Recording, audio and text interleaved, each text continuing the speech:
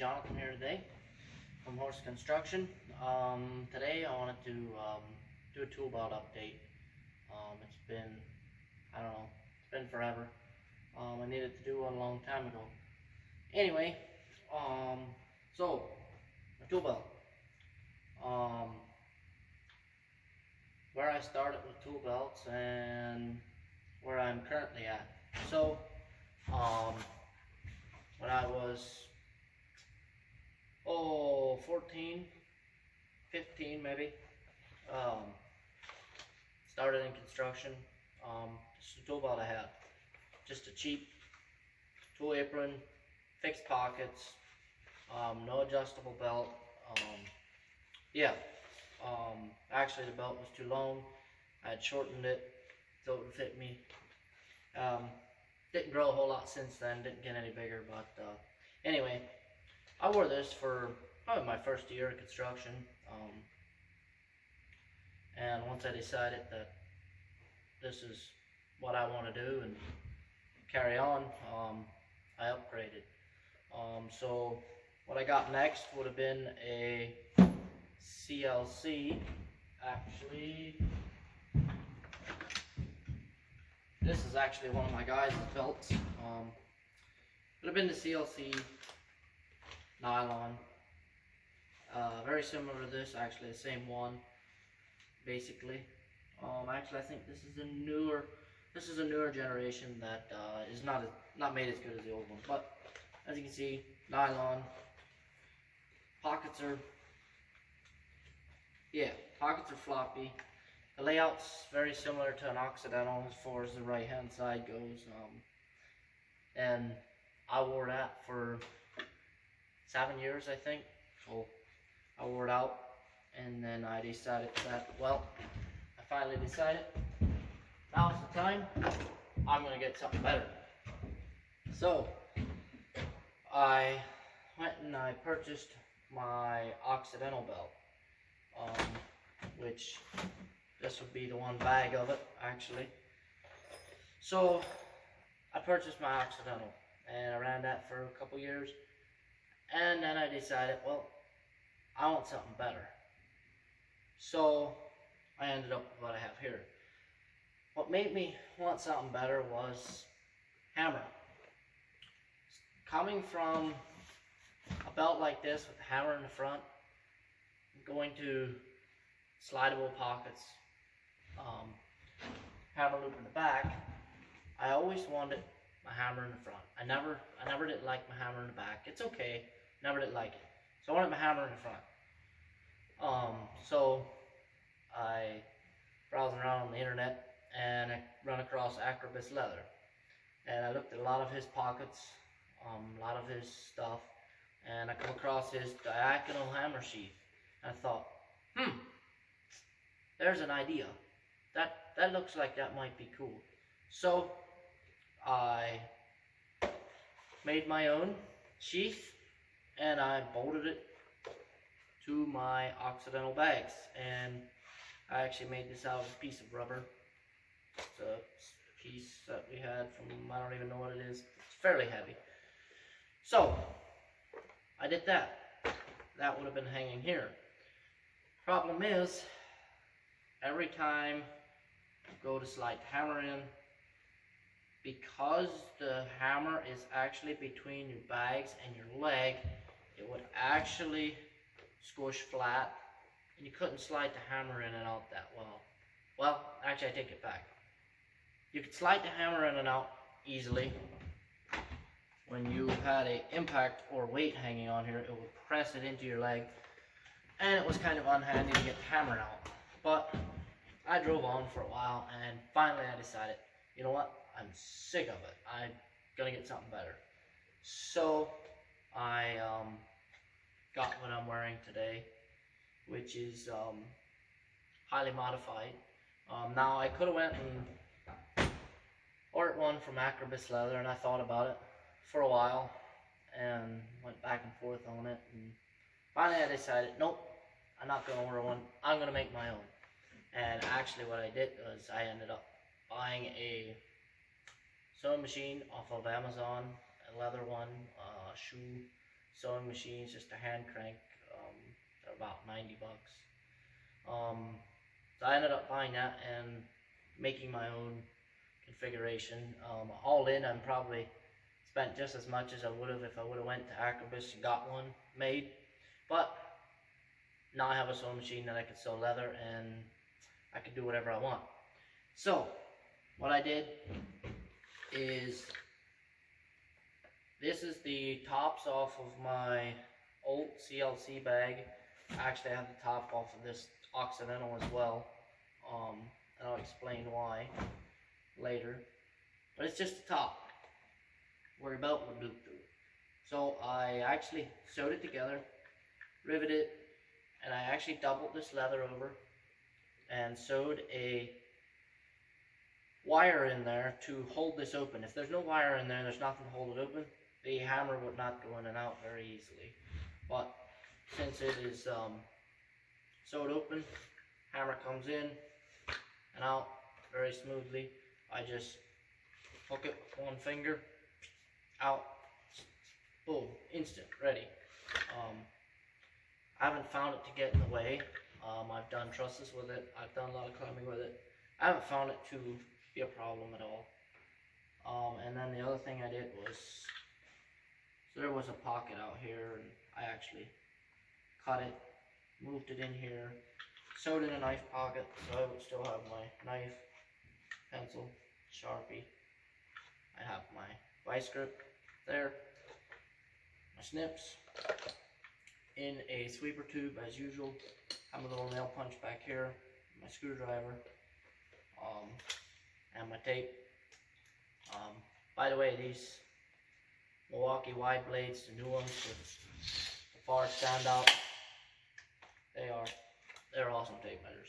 And what I also did was I have another pocket in here which I can slide my phone in and out of, carry it, because if you just have your phone in your pocket, you're wearing your belt, as you can see, you can't actually get in your pocket without yanking your tool belt up, and that's kind of unhandy. So I now have a pocket to stick my phone in. I'd show you, but I'm actually recording on my phone. As far as the left side goes, Occidental, bag, jet, everything's the same. Left hand pair of snips, tri-square, chisel, and my cat's paw. I guess the only thing would be is this pocket here with a snap on, so I keep all my bits in. I actually have my neighbor make this pocket. He does canvas work. I had him make this a long time ago before I had a machine. I might make one out of leather yet. Who knows? We'll see. But yeah, so actually I'll take it off here and I'll show you. So I actually have the Occidental sheepskin pads on the fastener side of the bag. I actually have the bag bolted to the skins, and on the right hand side I just ran it through the loops and put 2 bolts in to hold it in place where I wanted it. That is actually why the top of this one is off, because I actually have this bolted to the sheepskin pads, and I liked it, but with the way this pocket layout is, I can't actually bolt direct to it in order to have a firm pocket and a couple of other things, so I did it this way. Still have a hammer loop there. There's still a loop down here. I'll never use it. I didn't take it off. It's way too low. This is actually a CLC leather pocket. I think it's like 17 pocket. I'm not sure. It's like one of them $20 pockets. The leather is quite a bit thinner than the Occidental, but I think it'll wear just fine. If I ever wear it out, who knows? Maybe I'll buy it. Acrobus leather one down the road, or maybe I'll make my own. Probably I'll make my own if I ever wear this out, but I don't foresee it wearing out right away. It's leather, and leather tends to last a long time. I mean, I made a nylon one last 7 years, so this should last for essentially ever for me. But yeah, I like it. It's comfortable. Let me see. A couple things I was gonna note. Trying to remember here. Oh, the other whole deal was one of the reasons I went with a pocket like this, with the lighter leather, is kind of for weight. With this, it was getting a little heavy, and my hips were bothering me sometimes. Not always, just sometimes it would get too heavy. That's actually why I put the sheepskin pads on, and that kind of made it better, but it didn't totally solve the problem. And I come to the conclusion that, plain and simply, it's weight. Eliminate weight, eliminate pressure on your hips. Now you could say, oh, why don't you just wear suspenders? I've tried them. They don't work for me. I don't like them. I injured my neck probably when I was like 13 or 14, and if I wear suspenders, it pulls on my neck too much and it causes issues. So I stay away from suspenders, and I've tried every kind of suspender. I've tried the ones that are just 2 loops, or the one with the yoke in the back, but that pulls on the neck. But so I don't really like suspenders. It's kind of unhandy to get in and out of the belt too. You take your belt on and off for any amount of time during the day or anything. If you got to jump in a piece of equipment to move it, it's kind of unhandy to put your belt on and off. I like to just strap it on around the waist and go, and it's kind of restricting when you're climbing. But anyway, so that's that. So actually, this apron here, what I'm actually about to do is I'm actually about to fasten the tongue and buckle off of my old CLC that I had for 7 years. I'm actually about to fasten the buckle here and the tongue over here so that this is fully adjustable. I have a kid starting on the crew here. He's like 18, just starting in the trades, and he needs a belt to wear. So I figured I'd throw that on there and make it more user-friendly to wear. Typically I make my guys buy their own tool bags, but usually what happens is right at first they don't have one, so I usually give them my old one or whatever. So I figured I'd throw that on there and make it easy for them. Let's see. Tri-square, something I should have talked about a long time ago, is speed square. You may notice there is an extra piece on top of here. This piece here is actually just bolted with 2 bolts.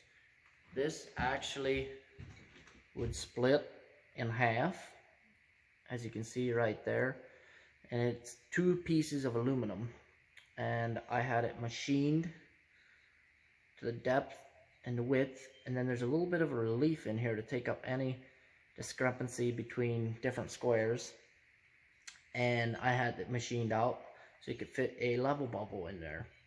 I got the level bubbles off Amazon. So I had it all machined. I designed it, and I took it to a machinist and had him make it.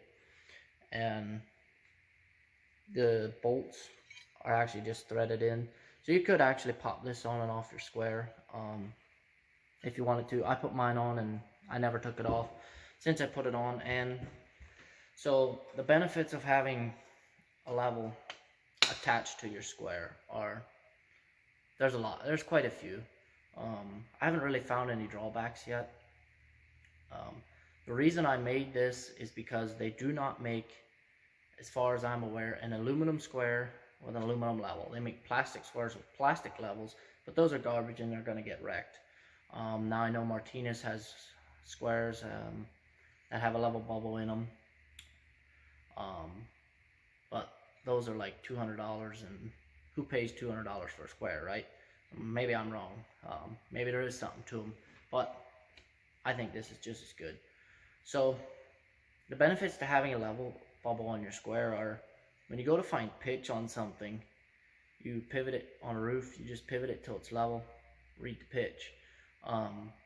If you need to know the pitch. Generally, if I have a board that's running up the roof or rake trim for corners or anything, and I want to put a pitch on it to cut it off at the peak. Generally, I just set my square on there, pivot till it's level, and mark it. I don't even look at the pitch, and that eliminates if it's off slightly, because if you put that on and it is level, that thing is perfectly square, parallel, I'm not sure what you want to call it. If the roof plane's like this, that's perfectly vertical, I guess you would say. And you don't have to carry a small torpedo level. If you need to level small pieces of siding or anything, you can just butt your square up against it and go. The only thing I wish I could design into it is a bubble that would actually go this way, so you could actually plumb, so you could set your square on something, it would be perfectly 90, and you could use a bubble for plumb. But because this is two pieces and it's not big enough, I can't actually get one in there. So I've had this one on my square for probably a year now. All of our guys actually have them. I made a few number of them. And so far, we absolutely love these things. As you can see, it stops short on the back, so you don't have any issues with it. 45. And also, the other thing is, it makes it slightly wider than the actual square itself. And if you've got a barked edge on a board, you actually can, it goes down a little further, and you can actually, it actually squares a little nicer. Anymore, if I grab a square that doesn't have one of these on, I'm like, whoa. I grabbed one the other day. I don't know what I was doing, but anyway, I grabbed a square that didn't have one on, and I picked it up, and I'm like, whoa, this square is small compared to what I had gotten used to. They're a little heavier. Takes a little bit of getting used to.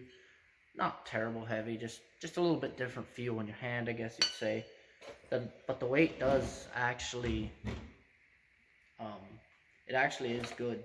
Because if you have bags that have the square notch, it actually weights the square down, it drops right in there, and it typically does not, if ever, come out of there. It drops right in and sits in there firm. Guess the other thing I want to talk about is snips.